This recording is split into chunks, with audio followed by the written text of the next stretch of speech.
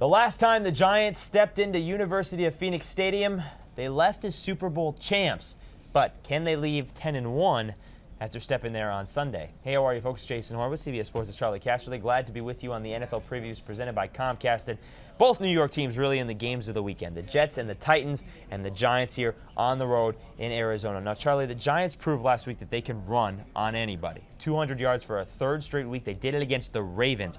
But if Brandon Jacobs can't go, how much of a hit does this running attack take? Well, it takes a big hit, but it's not a devastating hit because, fortunately, the Giants have some depth there. You can see with Amon Bradshaw and Derek Ward. But don't underestimate the big guy, Brandon Jacobs. He's having a career year and a Pro Bowl year, and he's a real power down on the goal line. What does Arizona need to do in this game defensively to try and knock off the Giants? Well, I think the thing they have to do is they'll be able to, I think, control the running game in this game. However, I think what they're going to have to do is not let the Giants make big plays in the passing attack. Remember, those stats up there are yards, okay?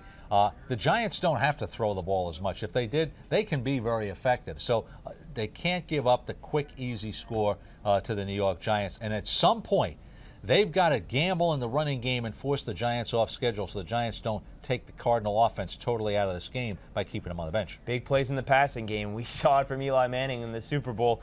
He left as MVP, getting out of that sack, throwing to David Tyree, and then the game-winning touchdown pass to Plaxico Burress. But this is Kurt Warner's home field. The Cardinals have not lost at home all season. What is the key for the Cardinals in this game? Pass protection. The Giants are going to come at you. Now, the Giants have some advantages here because the Giants' defensive line is much better than the Cardinal offensive line. So the Giants, right now, they can bring four and I think get pressure. Now, Kurt Warner, hey, the guy gets the ball out quick. He sees things.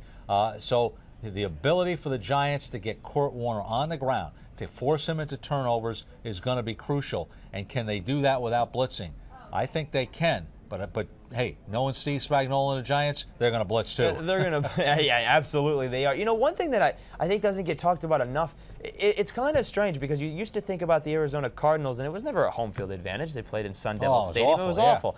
You go to Glendale, and you go to this stadium, it's loud. There's a reason they're undefeated at home. Yes, they're a good football team, but there are other good football teams that aren't undefeated at home.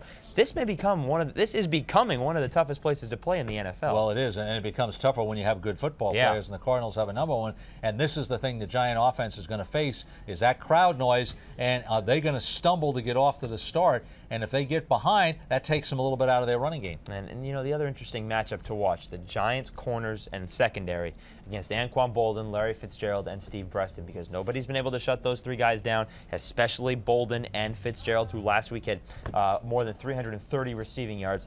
That's going to be fun to watch. Let's see what AccuScore says about this game. You got 9-1 New York, 7-3 Arizona, 10,000 mathematical tests, 10,000 results. They like the Giants as you would expect. It's a close game on the computer. Charlie, does Arizona win and get the upset? No, I don't think so. And I think the Giants answer the bell again. You know, how many times have we seen the Giants in recent weeks have to play against a good, tough football team and find a way to win?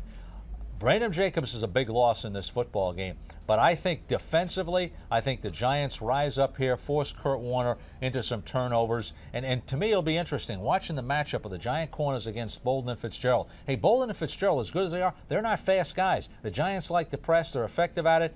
You're going to have the taller receivers being matched up there. That's going to be tough for the Giants, but it's also going to put pressure on these Cardinal receivers. They got to hope Aaron Ross is healthy. He had 2 interceptions last week, but again, he did tweak an injury. So we'll see if he goes. Brandon Jacobs, Aaron Ross, key injuries. We'll see how that plays out. Also, one other thing we didn't mention, Giants offensive line, one of the best in football, so that's going to be huge. It's a 4:15 p.m. Eastern start. For more on this game or any other in Week 12, be sure to stay with CBSSports.com. Watch everything else on the CBS Audience Network. For Charley Casserly, I'm Jason Horowitz. Take care.